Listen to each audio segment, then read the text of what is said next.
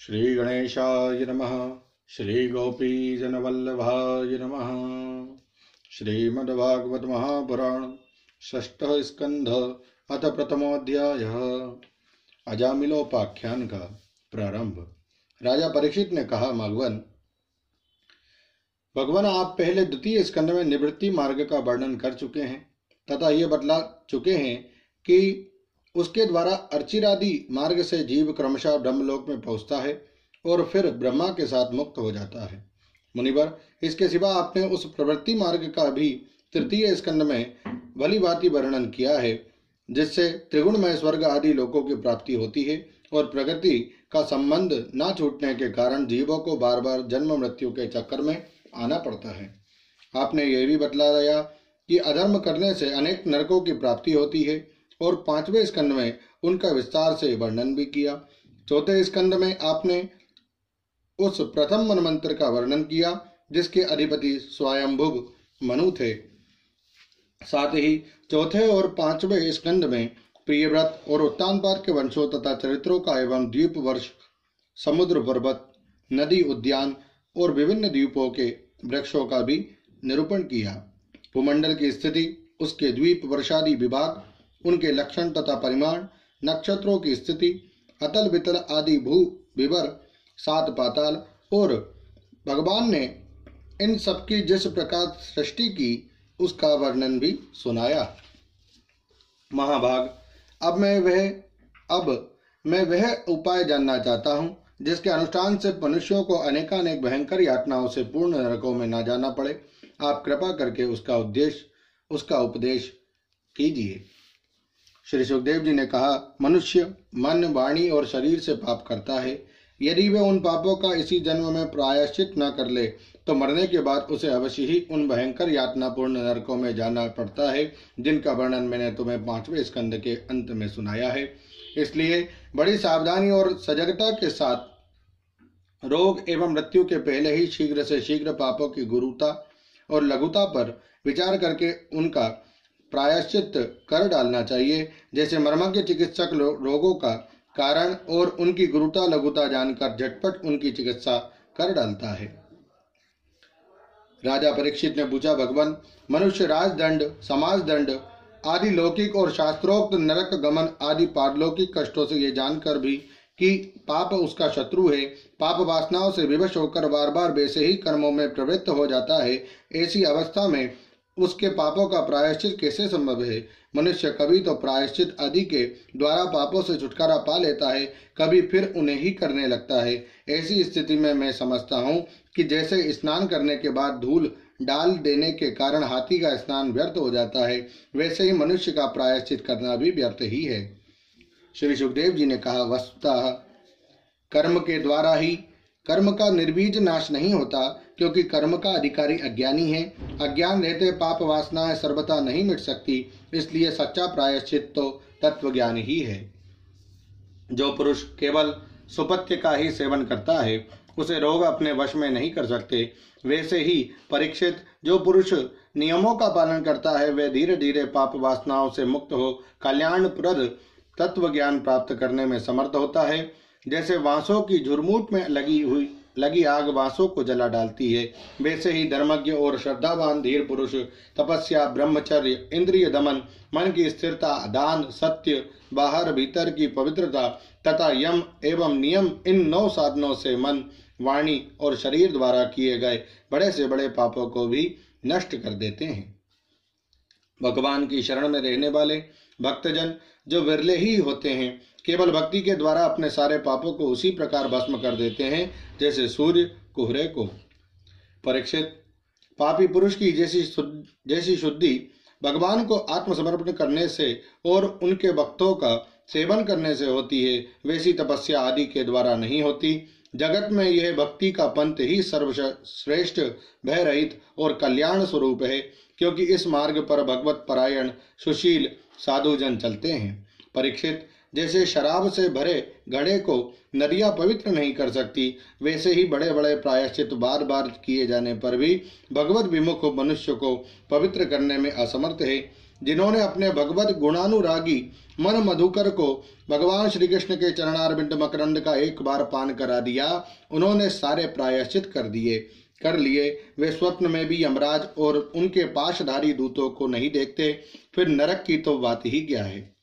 परीक्षित, इस विषय में महात्मा लोग एक प्राचीन इतिहास कहा करते हैं। उसमें भगवान विष्णु और यमराज के दूतों का संवाद है। तुम मुझसे उसे सुनो।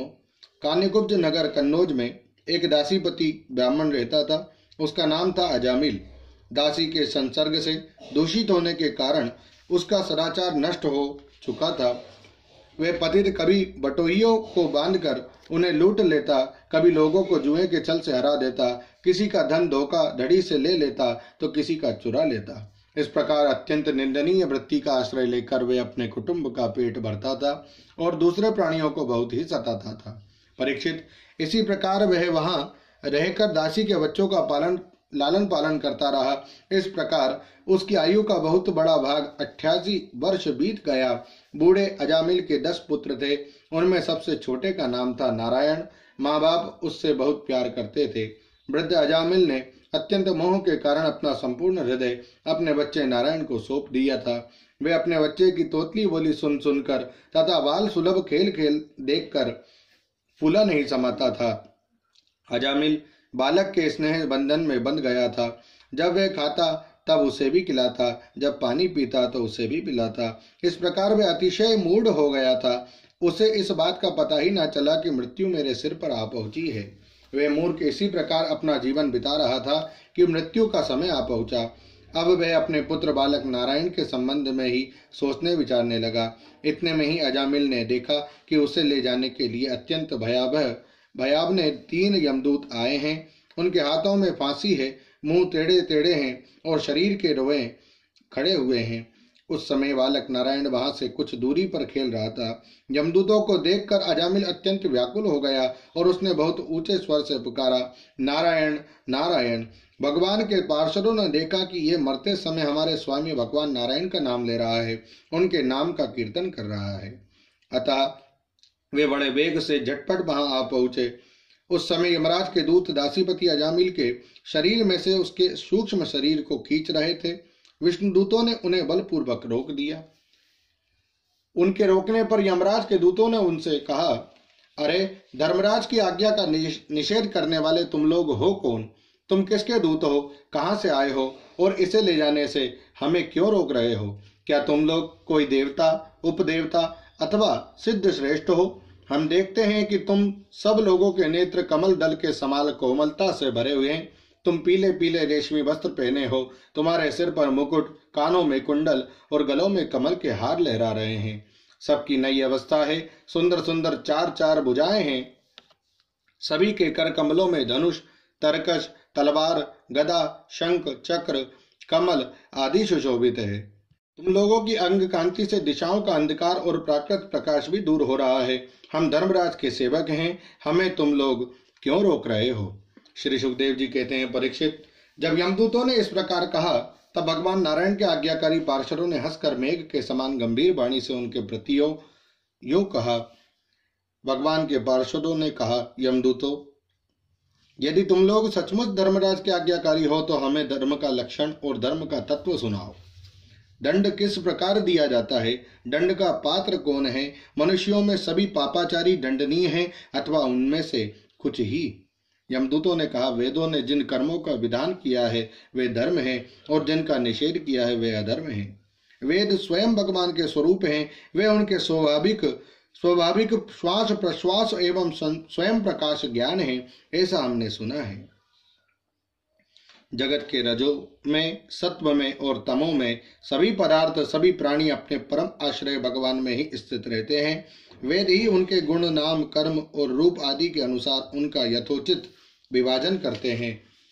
जीव शरीर अथवा मनोवृत्तियों से जितने कर्म करता है उसके साक्षी रहते हैं। सूर्य, अग्नि, आकाश, वायु, इंद्रियां, चंद्रमा, संध्या, रात, दिन, दिशाएं, जल, पृथ्वी, काल और धर्म, इनके द्वारा अधर्म का पता चल जाता है और तब दंड के पात्र का निर्णय होता है।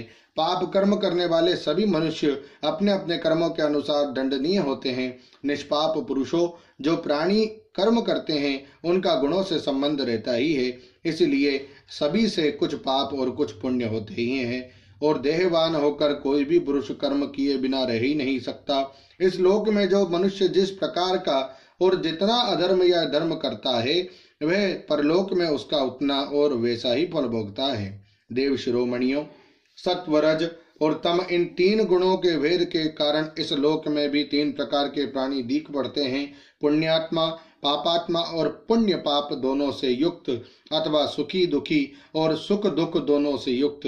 वैसे ही परलोक में भी उनकी त्रिविधता का अनुमान किया जाता है। वर्तमान समय ही भूत और भविष्य का अनुमान करा देता है, वैसे ही वर्तमान जन्म के पाप पुण्य भी भूत और भविष्य जन्मों के पाप पुण्य का अनुमान करा देते हैं। हमारे स्वामी अजन्मा भगवान सर्वज्ञ यमराज सबके अंतःकरणों में विराजमान हैं, इसलिए वे अपने मन से ही सबके पूर्व रूपों को देख लेते हैं। वे साथ ही उनके भावी स्वरूप का भी विचार कर लेते हैं। जैसे सोया हुआ अज्ञानी पुरुष स्वप्न के समय प्रतीत हो रहे कल्पित शरीर को ही अपना वास्तविक शरीर समझता है, सोए हुए अथवा जागने वाले शरीर को भूल जाता है, वैसे ही जीव भी अपने पूर्व जन्मों की याद भूल जाता है और वर्तमान शरीर के सिवा पहले और पिछले शरीरों के संबंध में कुछ भी नहीं जानता। सिद्ध पुरुषों, जीव इस शरीर में 5 कर्मेंद्रियों से लेना देना, चलना फिरना आदि काम करता है। 5 ज्ञानेंद्रियों से रूप रस आदि 5 विषयों का अनुभव करता है और 16वें मन के साथ 17वां वह स्वयं मिलकर अकेले ही मन, ज्ञानेंद्रिय और कर्मेंद्रिय इन तीनों के विषयों को भोगता है। जीव का यह 16 कला और सत्वादि 3 गुणों वाला लिंग शरीर अनादि है। यही जीव को बार बार हर्ष, शोक, भय और पीड़ा देने वाले जन्म मृत्यु के चक्कर में डालता है। जो जीव अज्ञानवश काम, क्रोध, लोभ, मोह, मद, मत्सर इन 6 शत्रुओं पर विजय प्राप्त नहीं कर लेता, उसे इच्छा न रहते हुए भी विभिन्न वासनाओं के अनुसार अनेकों कर्म करने पड़ते हैं। वैसी स्थिति में वह रेशम के कीड़े के समान अपने को कर्म के जाल में जकड़ लेता है और इस प्रकार अपने हाथों मोह का शिकार बन जाता है। कोई शरीरधारी जीव बिना कर्म किए कभी एक क्षण भी नहीं रह सकता। प्रत्येक प्राणी के स्वाभाविक गुण बलपूर्वक विवश करके उससे कर्म कराते हैं। जीव अपने पूर्व जन्मों के पाप पुण्य में संस्कारों के अनुसार स्थूल और सूक्ष्म शरीर प्राप्त करता है। उसकी स्वाभाविक एवं प्रबल वासनाएं कभी उसे माता के जैसा स्त्री रूप बना देती है तो कभी पिता के जैसा पुरुष रूप। प्रकृति का संसर्ग होने से ही पुरुष अपने को अपने वास्तविक स्वरूप के विपरीत लिंग शरीर मान बैठा है। यह विपर्य भगवान के भजन से शीघ्र ही दूर हो जाता है। देवताओं, आप जानते हैं कि यह अजामिल बड़ा शास्त्रज्ञ था। शील, सदाचार और सद्गुणों का तो यह खजाना ही था। ब्रह्मचारी, विनयी, जितेंद्रिय, सत्यनिष्ठ, मंत्रवेत्ता और पवित्र भी था। इसने गुरु, अग्नि, अतिथि और वृद्ध पुरुषों की सेवा की थी। अहंकार तो इसमें था ही नहीं। ये समस्त प्राणियों का हित चाहता, उपकार करता, आवश्यकता के अनुसार ही बोलता और किसी के गुणों में दोष नहीं ढूंढता था। एक दिन यह ब्राह्मण अपने पिता के आदेशानुसार वन में गया और वहां से फल फूल समिधा तथा कुश लेकर घर के लिए लौटा। लौटते समय इसने देखा कि एक भ्रष्ट शूद्र जो बहुत कामी और निर्लज्ज है, शराब पीकर किसी वेश्या के साथ विहार कर रहा है। वेश्या भी शराब पीकर मतवाली हो रही है। नशे के कारण उसकी आंखें नाच रही है। वे अर्धनग्न अवस्था में हो रही है। वे शूद्र उस वेश्या के साथ कभी गाता, कभी हंसता और कभी तरह तरह की चेष्टाएं करके उसे प्रसन्न करता है। निष्पाप पुरुषों, शूद्र की भुजाओं में अंगराग आदि कामोदिक दीपक वस्तुएं लगी हुई थी और वे उनसे उस कुल्टा का आलिंगन कर रहा था। अजामिल उन्हें इस अवस्था में देखकर सहसा मोहित हो और काम के वश में हो गया। यद्यपि अजामिल ने अपने धैर्य और ज्ञान के अनुसार अपने काम वेग से विचलित मन को रोकने की बहुत चेष्टाएं की, परंतु पूरी शक्ति लगा देने पर भी वह अपने मन को रोकने में असमर्थ रहा। उस वेश्या को निमित्त बनाकर काम पिशाच ने अजामिल के मन को ग्रस लिया। इसकी सदाचार और शास्त्र संबंधी चेतना नष्ट हो गई। अब यह मन ही मन उसी वेश्या का चिंतन करने लगा और अपने धर्म से विमुख हो गया। और अजामिल सुंदर सुंदर वस्त्र आभूषण आदि वस्तुएं जिनसे वह प्रसन्न होती ले जाता, यहाँ तक कि इसने अपने पिता की सारी संपत्ति देखकर भी उसी कुल्टा को रिझाया। ये ब्राह्मण उसी प्रकार की चेष्टा करता जिससे वह वेश्या प्रसन्न हो। उस स्वच्छंद चारिणी कुल्टा की तिरछी चितवन ने इसके मन को ऐसा लुभा लिया कि इसने अपनी कुलीन नवयुवती और विवाहिता पत्नी तक का भी परित्याग कर दिया। इसके पाप की भी भला कोई सीमा है? ये कुबुद्धि न्याय से अन्याय से जैसे भी जहाँ कहीं भी धन मिलता वहीं से उठा लाता और उस वेश्या के बड़े कुटुंब का पालन करने में ही यह व्यस्त रहता। इस पापी ने शास्त्र आज्ञा का उल्लंघन करके स्वच्छंद आचरण किया है। यह सत्पुरुषों के द्वारा निंदित है। इसने बहुत दिनों तक वेश्या के मल समान अपवित्र अन्न से अपना जीवन व्यतीत किया है। इसका सारा जीवन ही पापमय है। इसने अब तक अपने पापों का कोई प्रायश्चित भी नहीं किया है। इसलिए अब हम इस पापी को दंड पाणी भगवान यमराज के पास ले जाएंगे। वहां यह अपने पापों का दंड भोग कर शुद्ध हो जाएगा। ओम नमो भगवते वासुदेवाय।